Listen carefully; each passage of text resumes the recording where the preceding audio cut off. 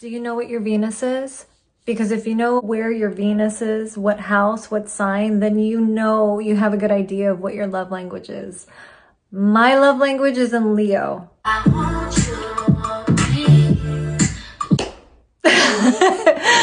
couldn't help it. If I'm talking about my Venus and Leo, I gotta put some kind of music on and make me feel like I want to dance. So, my love language is very Venus and Leo. And so let me break it down with the sign.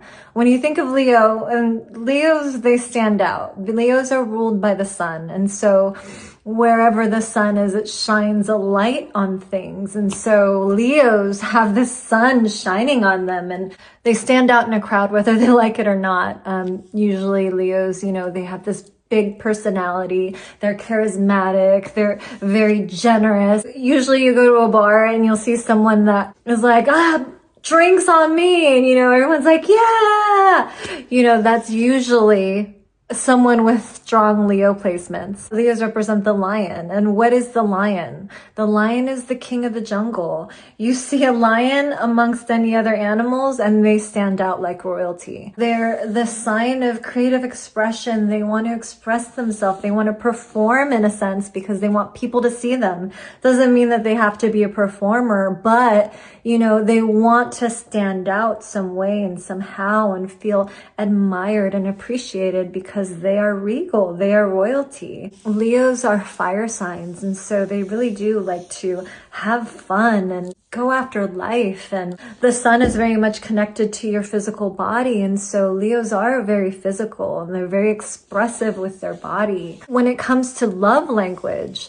I could tell you right off the bat, I love dancing. I love being in fun atmospheres. I love being around people, and Leos are very charismatic. They're the social butterfly, and that's where I feel more alive. And I also have Leo in the 11th house, which is of groups and friends. I've really felt that throughout my life when my Venus was fully expressed was when I was with groups of friends and people, being able to be myself and fully express myself. And that's, when I was kind of on a high. It's really good to be aware of what your love language is because you're making sure you're getting that in your relationship. You want to make sure that they're feeding into your love language. I've been in one huge relationship in my life, and it was not giving me what I needed. It wasn't giving me my love language. I was accommodating my ex's love language. When I started going out with him,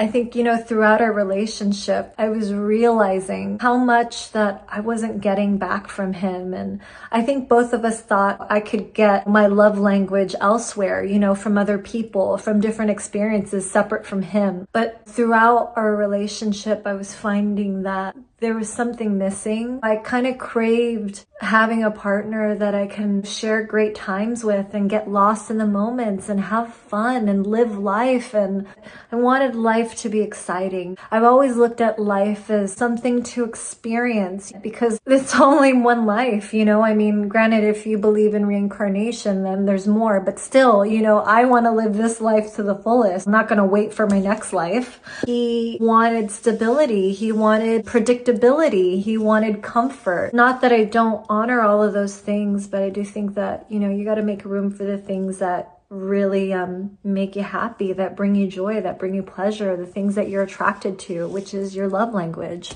I don't know. I just remember, the moments when we were together and we're at parties together and I'd be having fun with people, laughing, joking, whatever we were doing, dancing.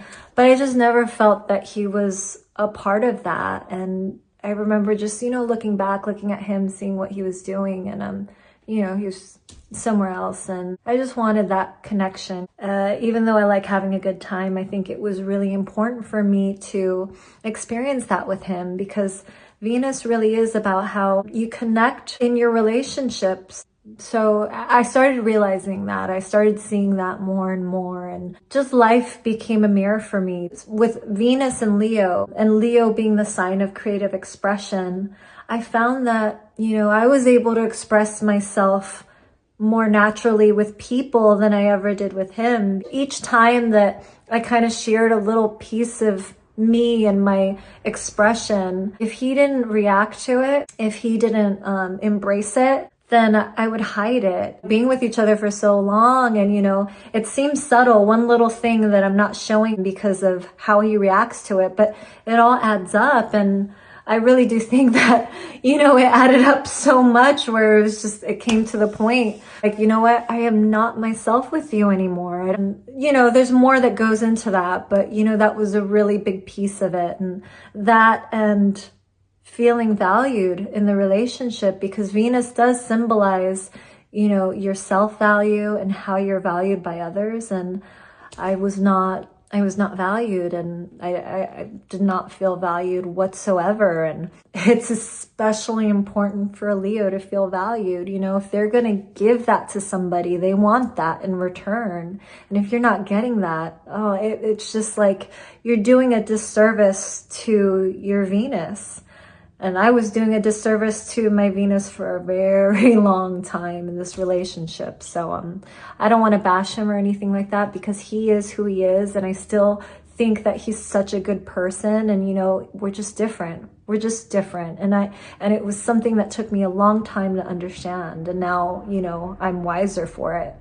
So it's really great to know where your Venus is, what house, what aspects it's making, because that really can peel the layers to what your love language is. So you could, just be sure that, one, you're giving that to yourself, and two, your partner is aware of it and they're giving that to you. And then you could look up their sign too and see what their love language is, so that you're giving them that end as well.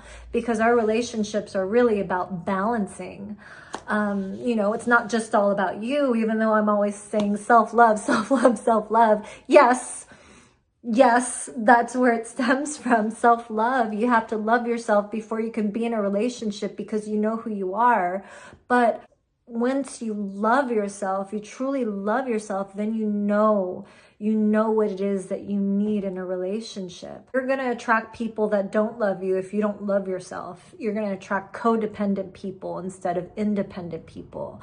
It's important that we keep our independence, but still have the beauty of what connection and love can bring. We are individuals in life, and, love is a beautiful thing, but I really do think that in order to balance love in a relationship, in a partnership, you have to know who you are. So, yeah, that's just a little bit of my thoughts. Peace and self-love.